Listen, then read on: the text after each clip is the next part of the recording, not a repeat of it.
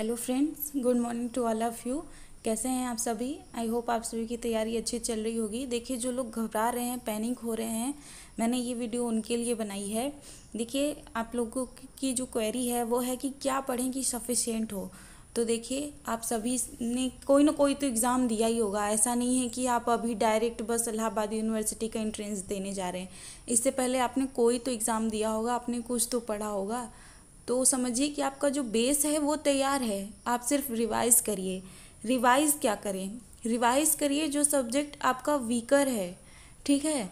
जो सब्जेक्ट आपको नहीं आ रहा है या जिसमें आप ज़्यादा कंफ्यूज हैं, जैसे कि पॉलिटिकल साइंस, देखिए सभी बच्चों का स्ट्रांग नहीं होता है, लेकिन पॉलिटिकल साइंस के क्वेश्चन इसमें आएंगे, तो आप वो देखिए। एजुकेशन से रिलेटेड क्वेश्चन हमें बहुत सारी वीडियोस में नहीं मिलते हैं या बुक में जल्दी नहीं मिलता है, तो आप वो देखिए, क्योंकि एजुकेशन की क्वेश्चन भी आपके पेपर में 100% आएंगे।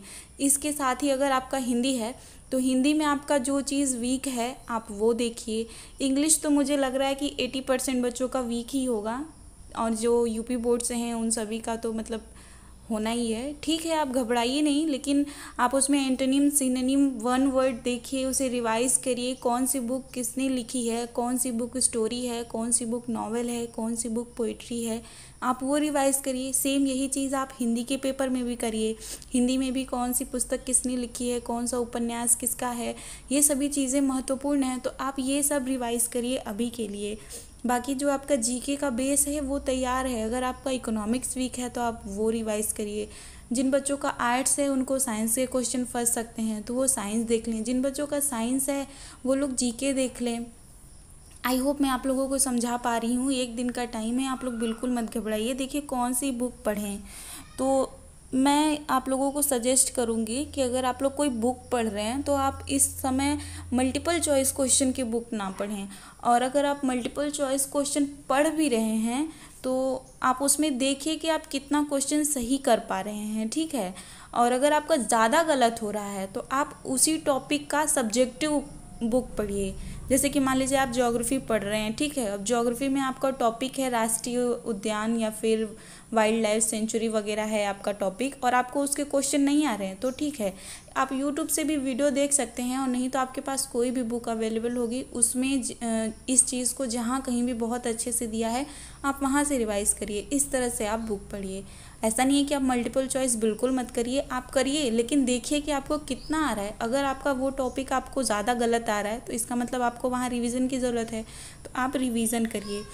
अभी इस वीडियो में हम क्या करने वाले हैं, देखिए ये वीडियो में मैं क्लास नहीं करा रही हूँ, एक तरह से मैं आपको नोट्स दे रही हूँ, आप जल्दी जल्दी रिवाइज करिए। इस वीडियो में सिर्फ हिस्ट्री और वो ज्योग्राफी है। इसके नेक्स्ट वीडियो में थोड़ी ही देर में मैं उसे भी अभी बना के अपलोड कर दूँगी, उसमें आपको economics, polity and all subject मिल जाएंगे, ठीक है। तो इस वीडियो में हम सिर्फ नोट्स देखेंगे, इसमें मैं पढ़ाऊंगी नहीं, आपको बताती जाऊंगी कि क्या टॉपिक है, क्या चीज़ें हैं। आपको खुद से वीडियो पॉज करनी है और वो पूरी चीज़ें पढ़नी हैं। आई होप आप सभी करेंगे। मुझे पता चल जाएगा कि कितने लोग कर रहे हैं, कितने लोग नहीं, क्योंकि ये पता चलता है कि कितना वीडियो वॉच हुआ है। सो जो लोग नहीं देखेंगे हो सकता है उन्हें आता हो, लेकिन जिनका भी हिस्ट्री ज्योग्राफी वीक है या अगली वीडियो जो भी मैं अपलोड करूँगी सब्जेक्ट वाइज, आप सभी उसको रिवाइज़ करिए। ये एक रिवीजन वीडियो है, यहाँ पे मैं आपको एक तरह से नोट्स दे रही हूँ, सो प्लीज़ आप सभी रिवाइज़ करिए। तो चलिए स्टार्ट करते हैं, देखते हैं क्या है।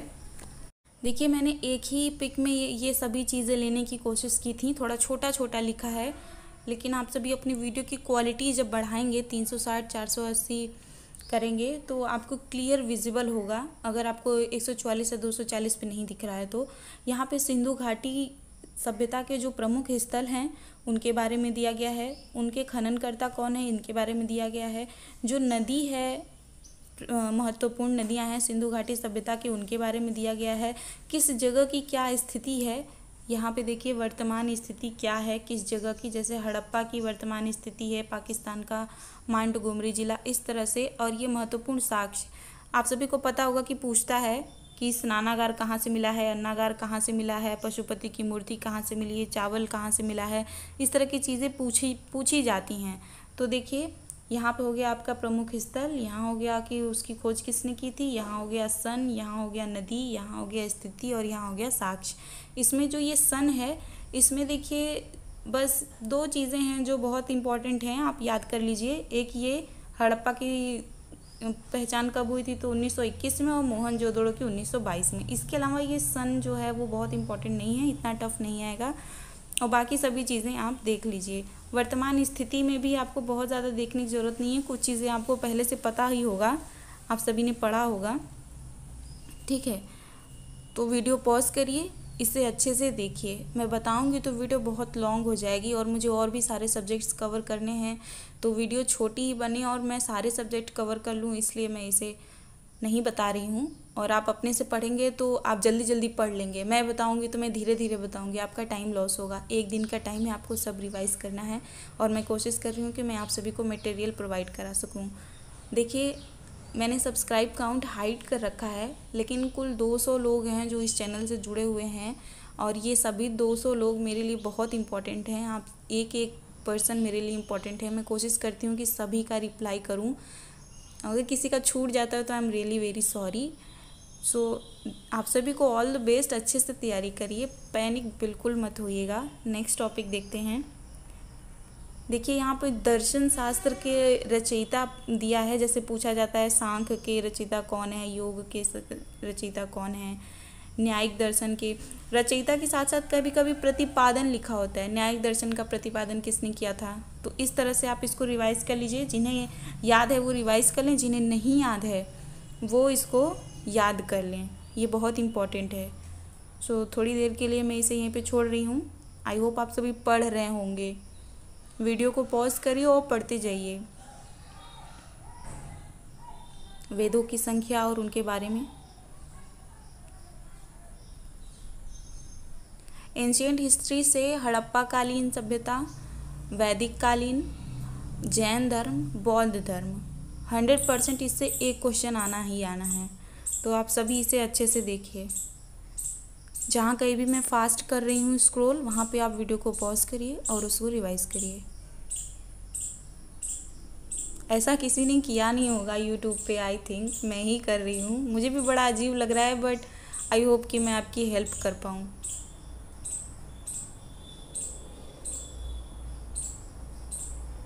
जैन धर्म से रिलेटेड महत्वपूर्ण चीज़ें हैं, प्लीज़ इसे ध्यान से पढ़िए।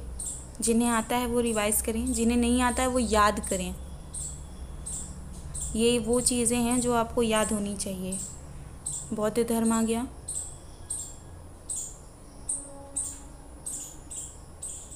अगर मैं फास्ट स्क्रॉल कर रही हूँ तो आप इसे पॉज करिए और पढ़िए, ये चीज़ें बहुत इम्पोर्टेंट है।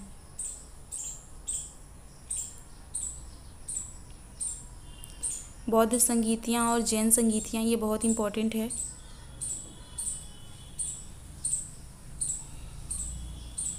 देखिए, अभी BHU B.Ed में आया था, तुजू के बाबरी किसने लिखी, बाबर से रिलेटेड प्रश्न था।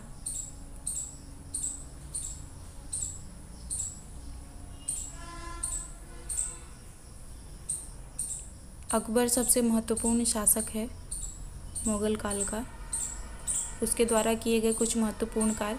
यहाँ पे आपका क्वेश्चन बनेगा कि दास प्रथा का अंत किसने किया, अकबर को हरम दल से मुक्ति कब मिली, तीर्थ यात्रा कर किसने समाप्त किया, जजिया कर किसने समाप्त किया। तो इस तरह की सभी चीज़ें हैं, इनका आंसर है अकबर। आप इसे याद कर लीजिए। और सबसे ज़्यादा पूछा जाने वाला जो प्रश्न है वो है दीन ए इलाही की स्थापना, इबादत खाने की स्थापना, इबादत खाने में सभी लोगों के प्रवेश की अनुमति, जजिया कर, तीर्थ यात्रा कर। इसके साथ ही एक महत्वपूर्ण क्वेश्चन आता है कि किस शासक ने अपने महल के बाहर एक सीकड़ से घंटी बनवाई थी, ताकि जो लोग भी वहाँ न्याय के लिए आएँ वो उस घंटी को बजाएं और अकबर को पता चल सके कि कोई न्याय के लिए आया हुआ है बाहर। तो इस मुझे करेक्ट क्वेश्चन नहीं याद है, लेकिन इस तरह का एक प्रश्न होता है कि किसने सीकड़ से घंटी बंधवाई थी, तो इसका आंसर होगा अकबर।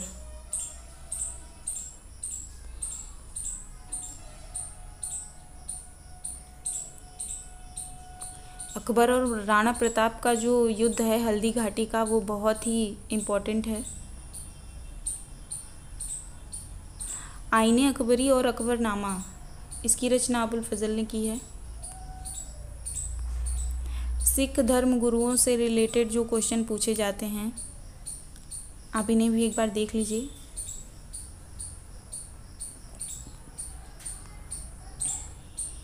अठारह की क्रांति का विद्रोह, उनके केंद्र और उनके नायक।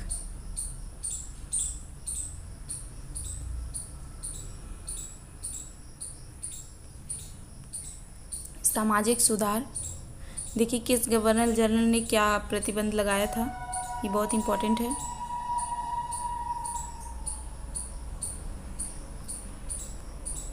आई होप मैं आप सभी की मदद कर पा रही हूँ।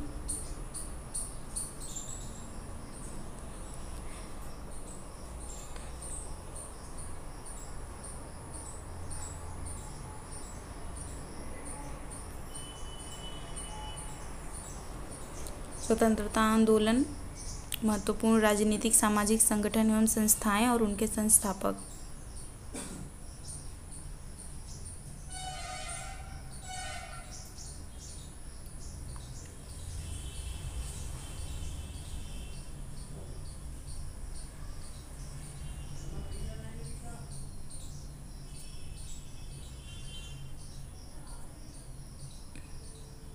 ज्योग्राफी आ गया है।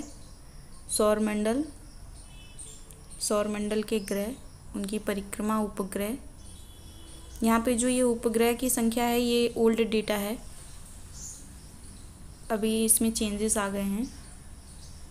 सौरमंडल, आई होप ये सब आप सभी को आता होगा, फिर भी रिवाइज कर लीजिए।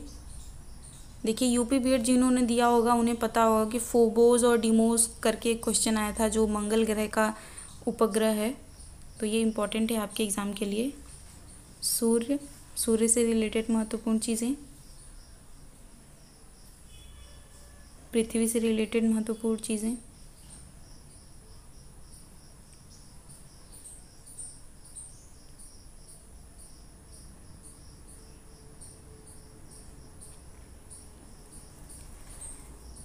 प्लीज़ आप सभी मुझे कमेंट करके बताइए कि आपके लिए हेल्पफुल है या नहीं। ये वीडियो अपलोड करके जस्ट तुरंत बाद ही मैं दूसरे सब्जेक्ट्स के नोट्स बनाऊंगी और इसी तरह से अपलोड करूंगी। सो पता नहीं आप लोगों के लिए हेल्पफुल है या नहीं, आप बोर तो नहीं हो रहे हैं इसे पढ़ने में, क्योंकि मल्टीपल चॉइस क्वेश्चन पढ़ने की आप लोगों की आदत हो चुकी है यूट्यूब से, इसलिए आप लोग नोट्स नहीं पढ़ते हैं, बुक्स नहीं पढ़ते हैं। तो अगर आप लोगों को नहीं समझ आ रहा है तो मुझे बता सकते हैं, मैं कुछ ही क्वेश्चन कराऊँगी लेकिन मल्टीपल चॉइस। कम समय में आप ज़्यादा पढ़ सकें इसलिए मैं इस तरह से नोट्स आपको प्रोवाइड करा रही हूँ। विश्व में सबसे बड़ा, ऊंचा एवं लंबा,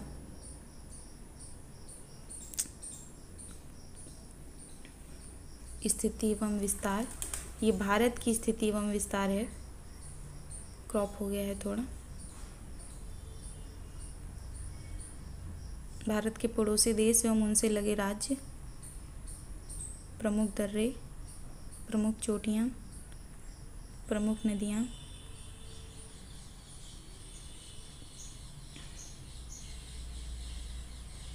नदियों के किनारे बसे शहर, जलप्रपात, वाटरफॉल्स, झीलें, बहुउद्देशीय परियोजनाएं, बांध वगैरह, राष्ट्रीय उद्यान एवं वन्यजीव अभयारण्य,